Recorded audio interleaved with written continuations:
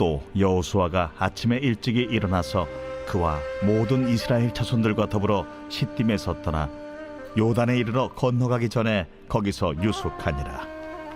사흘 후에 관리들이 진중으로 두루다니며 백성에게 명령하여 이르되 너희는 레위 사람 제사장들이 너희 하나님 여호와의 언약궤 매는 것을 보거든 너희가 있는 곳을 떠나 그 뒤를 따르라. 그러나 너희와 그 사이 거리가 2000 규빗쯤 되게 하고 그것에 가까이 하지는 말라. 그리하면 너희가 행할 길을 알리니 너희가 이전에 이 길을 지나보지 못하였음이니라. 여호수아가 또 백성에게 이르되 너희는 자신을 성결하게 하라.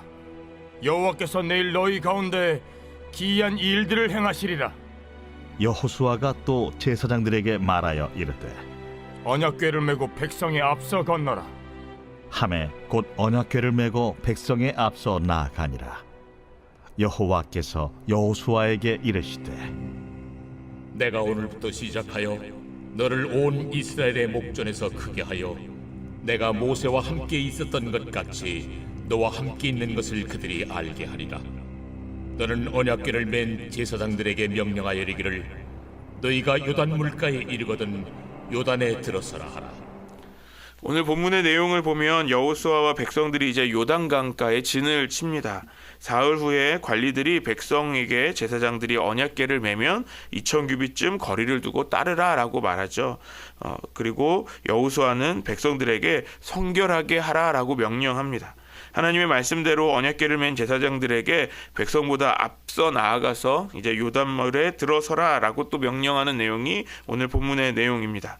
오늘 본문을 통해서 우리가 함께 살펴보고 싶은 것은 하나님의 인도하심을 따르는 자는 성결함으로 준비되어 있어야 한다라는 것입니다. 이제 여리고성을 향하기 위해서 이제 요단강가에 여호수아와 이스라엘 백성들이 이제 진을 칩니다. 어제 본문에서 우리가 봤던 것은 마지막에 여리고성의 정탐꾼들이 여호수아에게 보고를 하고 끝났어요. 어떻게 보고했습니까? 하나님께서 우리에게 여리고성을 주셨다. 그리고 그 땅의 백성들은 이스라엘을 향해 간담이 녹았다, 무서워하고 있다, 두려워하고 있다라는 보고를 받았습니다. 이 정탐꾼들의 보고를 들은 여호수아는 아마 굉장히 기뻤을 것 같아요. 왜냐하면 이미 다 이긴 것과 같은 상황 아닙니까? 이 보고를 또 다른 백성들이 함께 들었다면 아마 지금 이스라엘의 그 분위기는 굉장히 고조된 이제 승리를 확신한 그런 분위기인 것처럼 그렇게 생각할 수 있죠. 그런데 오늘 본문에서 이스라엘 관리들이 이제 요단강을 치고 나서 사흘이 지난 다음에 이제 백성들에게 말하기 시작합니다. 우리 3절과 4절 말씀 다시 한번 읽겠습니다. 시작. 백성에게 명령하여 이르되 너희는 레위 사람 제사장들이 너희 하나님 여호와의 언약궤 매는 것을 보거든 너희가 있는 곳을 떠나 그 뒤를 따르라. 그러나 너희와 그 사이 거리가 2000 규빗쯤 되게 하고 그것에 가까이 하지는 말라. 그리하면 너희는 행할 길을 알리니 너희가 이전에 이 길을 지나보지 못하였음이니라 하니라. 관리들은 백성들에게 언약궤를 맨 제사장들의 뒤를 따라야 한다라고 명령합니다. 이 언약궤는 하나님의 임재를 상징하는 것이죠. 여호와의 언약궤가 함께 한다는 것은 그래서 무엇을 의미합니까? 하나님께서 우리와 함께 하신다라는 것을 의미합니다. 그런데 오늘 본문에 보면 여호와의 언약궤를 맨 제사장들이 앞서 가는 것을 보고 따라가야 한다라고 말합니다. 그래서 2000 규빗 정도 떨어져서 뒤를 따르라라고 말하죠. 함께 하시는 하나님이 이제 이스라엘 백성들보다 앞서 가신다라는 것을 볼 수 있습니다. 그리고 그 앞서 가시는 주님을 우리는 따라가야 한다라는 것이죠. 지금 여호수아와 이스라엘 백성들의 상황은 어떤 상황들입니까? 이제 여리고성에 살고 있는 사람들이 이제 두려워하고 있는, 이제 싸우면 이길 것 같은 아주 그런 상황이에요. 눈앞에 승리가 보이는 상황이죠. 그런데 그런 상황 앞에서 어떻게 하라고요? 곧바로 달려가서 승리를 얻자라고 말하는 것이 아니죠. 오히려 자신의 감정을 좀 내려놓고 기다리라라고 말하는 것처럼 들립니다. 내가 먼저 앞서서 가기보다 하나님께서 앞서 가시는 것을 보고, 하나님께서 앞서 가시는 것을 보고 그 뒤를 따르자라고 말하고 있습니다. 다시 말해서 생각해 보면 하나님보다 앞서서 행하지 말자라는 것을 이야기하는 것이죠. 성도는 앞서 가시는 하나님을 따르는 사람입니다. 내 감정, 내 생각으로 먼저 가는 것이 아니라, 내 생각으로 먼저 행하는 것이 아니라 하나님께서 우리를 인도하실 때 그 인도하시는 그 길을 따라가야 한다라는 것입니다. 그런데 오늘 또 말씀에 보면 이 제사장들이 맨 언약궤가 가는 길은 어떤 길입니까? 익숙하지 않은 길이에요. 4절 하반절에 보면 너희가 행할 길을 알리니 너희가 이전에 이 길을 지나보지 못하였음이니라. 하나님께서 앞서 가시는 그 길은 어떤 길이라고요? 이스라엘이 지나보지 못한 길입니다. 우리가 지나보지 못한 길이다라고 생각하면 내가 가보지 않은 길을 생각할 수 있죠. 알 수 없는 길이라고 생각할 수 있어요. 그런데 그 앞에 지금 이 요단 앞에 기다리고 있는 것은 무엇입니까? 이스라엘은 이제 요단강에 진을 치고 있잖아요. 이 요단강을 건너야 하는 것이죠. 이 요단강의 길은 말 그대로 한 번도 지나보지 못한 길이라는 거죠. 다시 생각해보면 어떤 길입니까? 불가능한 길이라는 거예요. 이 여호수아와 이스라엘 백성들이 예수님처럼 무리를 걸을 수 있다면 그렇게 불가능한 일은 아닐 것 같아요. 그런데 지금 이 하나님께서 인도하시는 길은 어떤 길이라고요? 한 번도 지나보지 못한, 또 눈앞에 가능해 보이지도 않는 그런 불가능한 길이라는 겁니다. 어떻게 보면 말도 안 되는 길인 것이죠. 그런데 주님은 그 길로 인도하시겠다라는 겁니다. 그리고 그 주님을 따르면 그 길을 지나갈 수도 있다라는 것이죠. 우리가 성도로서 주님의 길을 따른다라는 것이 그렇지 않습니까? 우리가 믿음의 길을 간다는 것은 세상의 눈에는 보기에 이해가 안 되는 거예요. 세상의 눈에는 말도 안 되는 것처럼 보입니다. 세상은 어려운 문제가 생기면 그 문제를 해결하기 위해서 여러 가지 방법을 찾죠. 주로 어떤 방법을 찾습니까? 힘이 센 사람을 찾거나 아니면 내가 힘을 세게 하던가 돈을 마련하는 등 여러 가지 해결할 수 있는 그 나만의 힘이 있어야 한다라고 이야기합니다. 그런데 성도는 어떤 길을 찾습니까? 세상의 방법을 찾지 않습니다. 하나님께서 인도하시는 길을 찾는 것이죠. 기도의 자리로 나아갑니다. 예배의 자리로 나아가는 것입니다. 세상은 이런 우리를 이해하지 못하죠. 하지만 이 길이 주님께서 우리를 인도하시는 길입니다.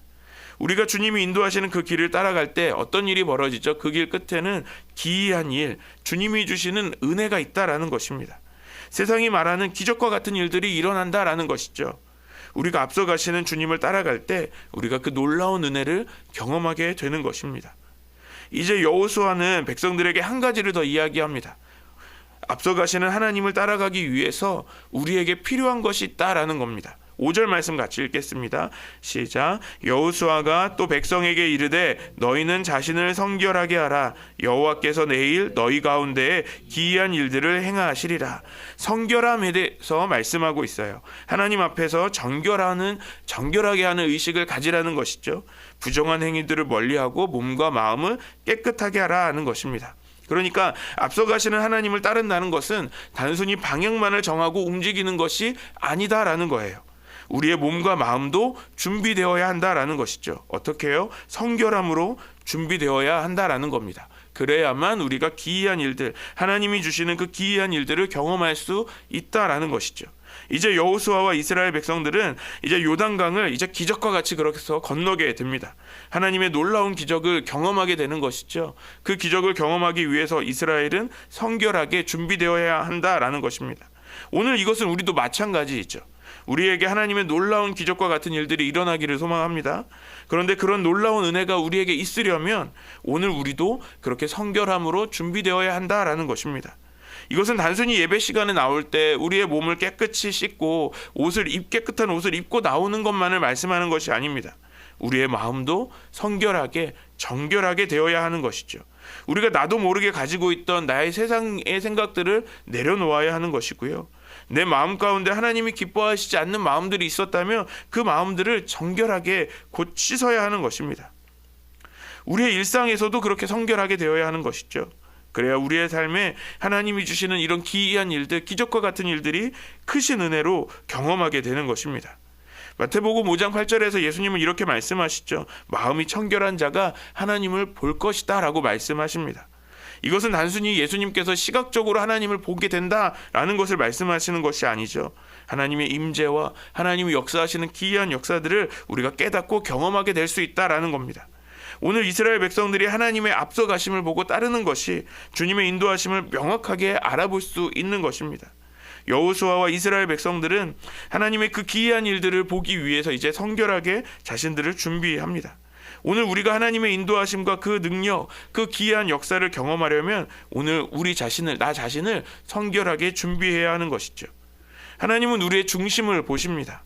그래서 우리의 외적으로 보이는 그런 성결함을 넘어서 우리의 일상에서 우리가 하나님이 기뻐하시는 세상의 생각들, 그런 가치관들, 그런 잘못된 생각들을 내려놓을 수 있어야 합니다. 우리의 몸과 마음을 성결하게 하기 위해서 우리가 두 가지를 해야 합니다. 먼저는 깨끗이 하기 위해서 버려야 합니다. 우리의 마음속 안에 있는 하나님보다 더 의지하는 것들, 세상의 힘, 돈, 인맥, 명예, 그리고 내 안에 숨겨진 죄의 습관들, 이런 많은 것들을 우리가 성령의 도우심으로 과감히 버릴 수 있어야 하는 것이죠. 그렇게 우리 자신을 깨끗하게 해야 합니다. 또 그렇게 우리의 마음의 찌꺼기들을 버렸다면, 그 더러움을 버렸다면 어떻게 해야 될까요? 이제는 채워야 하는 것이죠. 내 안에 세상의 것들을 비워낸 그 자리에 하나님의 말씀을 묵상함으로 채워야 합니다. 또 기도로 하나님과의 친밀한 관계를 또 채워야 하는 것입니다. 우리 안에 말씀과 기도로 채워질 때 우리는 앞서가시며 또 우리를 인도하시는 그 하나님을 볼 수 있습니다.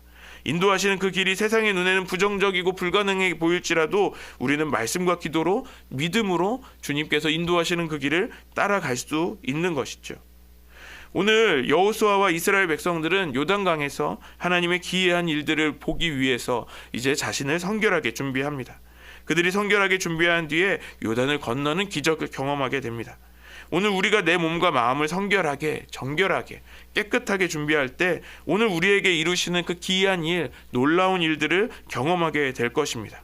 오늘 하나님의 기이한 역사를 위해 준비하는 우리 안성 열린교회 모든 성도님들 되시기를 주님의 이름으로 간절히 축원합니다.